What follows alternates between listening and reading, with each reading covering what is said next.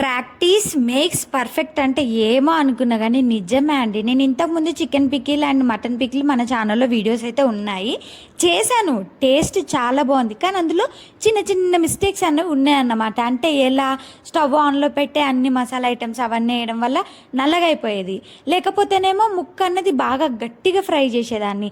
But taste చాలా బాగుండేది.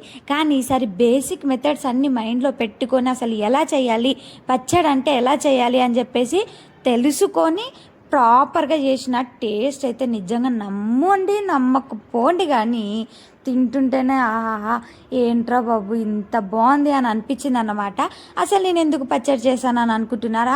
మా ఆయన డ్రైవరే, మీ అందరికీ తెలిసింది ఆ విషయము. సో ఆయనకి బయట ఫుడ్ తినాలంటే అంత నచ్చట్లేదు అన్నమాట.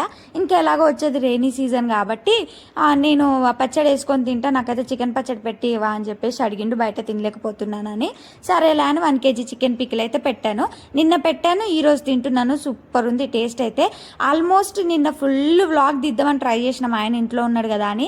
ఇంకెక్కడ మా పిల్లలు ఇంట్లో ఉంటే మా ఆయన ఇంట్లో ఉంటే మా పిల్లలు వినరు కదా, చేతులు అస్సలు ఉండరండి బాబు. వాళ్ళు నార్మల్గానే ఉండరు, వాళ్ళ డాడీ ఉంటే అస్సలు మాట వినరన్నమాట.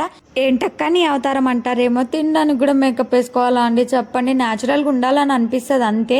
అబ్బబ్బో ఇంత న్యాచురాలిటీ మాకు వద్దక్క అంటే సర్లే నేను నెక్స్ట్ టైం రెడీ అయ్యి దిద్దాంలే. కానీ రెసిపీ కావాలంటే కమెంట్ చేయండి, ఈసారి రెసిపీ పెట్టడానికి ట్రై చేస్తా.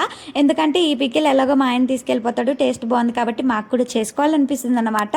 సో వీడియో నచ్చితే తప్పకుండా లైక్ చేయండి, షేర్ చేయండి, సబ్స్క్రైబ్ చేయండి. Bye bye.